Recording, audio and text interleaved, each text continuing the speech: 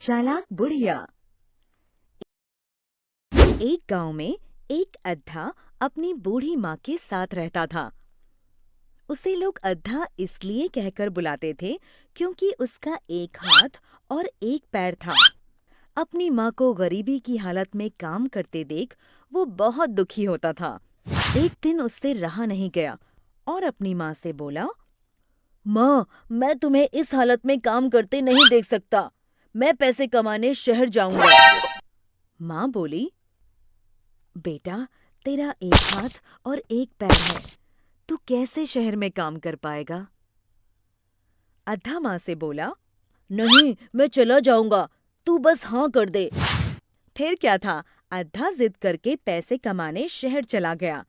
शहर पहुंचकर वो एक सब्जी मंडी के पास रुक गया और सोचने लगा, यहाँ तो काफी भीड़ है, पर मैं ऐसा क्या करूं जिससे आज ही आज में मेरे पास पैसे इकट्ठे हो जाएं? थोड़ी देर बैठ जाता हूँ, फिर सोचता हूँ। अद्धा वहीं सब्जी मंडी में एक किनारे पर कपड़ा बिछाकर बैठ गया। तभी वहां से एक व्यक्ति गुजरा और देखा कि अद्धा लाचार अवस्था में है, तो उसके आगे 1 रुपए का सिक्का रखकर आगे बढ़ गया।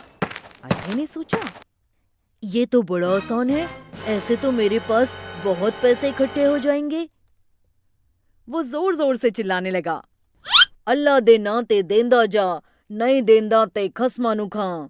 अल्लाह दे नां ते देंदा जा, नहीं देंदा ते खसमा नू खां। ऐसा करते देख लोग उसके आगे पैसे रख के जाने लगे। सुबह से शाम हो गई और उसके पास बहुत सारे पैसे इकट्ठे हो गए।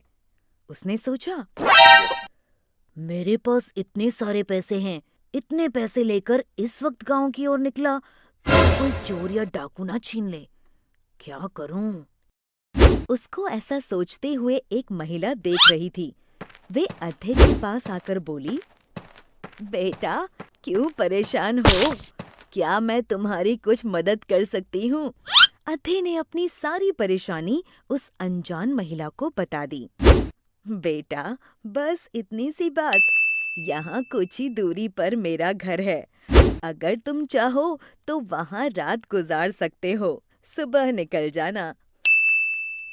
अद्धा बोला, बहुत बहुत शुक्रिया माताजी, और बिना कुछ सोचे समझे उस महिला के साथ चला गया। आओ बेटा, तुम यहाँ बैठो, मैं कुछ खाने को लाती हूँ, फिर तुम आराम से सो जाना। और हाँ, लाओ, ये पैसों की पोटली मुझे दे दो, मैं संदूक में रख देती हूँ और ताला लगा देती हूँ, सुबह जाते हुए ले लेना।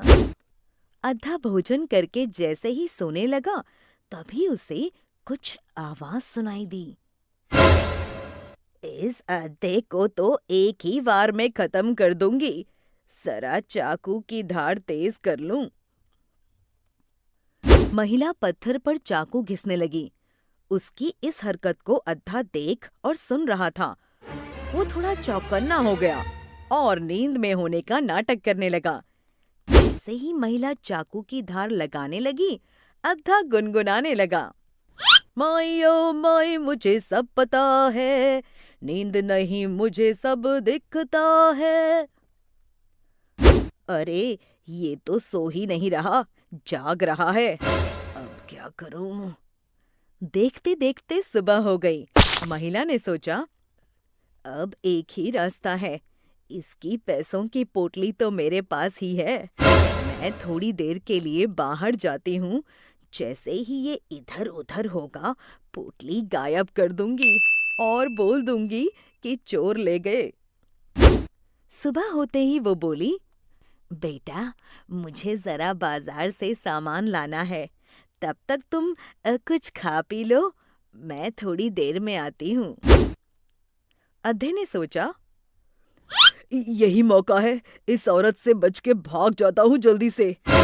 मेरी पोटली, अरे वो तो संदूक में रखी है, ताला है इस पे तो, चाबी लगता है अपने साथ ले गई, क्या करूँ? तभी वहां अद्धे को एक पत्थर पड़ा दिखाई दिया। बड़ी मुश्किल से एक ही हाथ से जैसे तैसे उसने ताला तोड़ा और अपनी पोटली उठाई। उसने देखा उस ठग औरत का 100 रुपए का नोट भी वहां रखा है। उसने सोचा ये भी क्यों छोड़ूं, वो भी उठा लिया और भाग गया। महिला वापस आई और देखा तो बोली, अरे वो अद्धा कहाँ गया? शायद कहीं अंदर होगा। यहाँ भी नहीं है। चलो जब तक आए पोटली गायब कर दूं। अरे अरे ये क्या, मेरा संदूक खुला है, ताला भी टूटा हुआ है। हे राम, 100 रुपए का नोट भी गायब है। अरे अद्धा मुझे ही लूट कर भाग गया। ये तो अद्धे की समझदारी थी कि वो सोया नहीं और महिला की करतूत जान गया तो अपनी जान बचा ली। शिक्षा: हमें हमेशा अपने आसपास हो रही घटनाओं से सावधान रहना चाहिए और किसी भी अजनबी पर जब तक जांच न लो विश्वास नहीं करना चाहिए। हमें उम्मीद है बच्चों कि आपको ये कहानी पसंद आई होगी, तो कृपया हमारे चैनल को सब्सक्राइब करें और अपडेट्स के लिए बेल के आइकन पर क्लिक करें। और हाँ, इस वीडियो को शेयर और लाइक करना ना भूलें। Bye bye.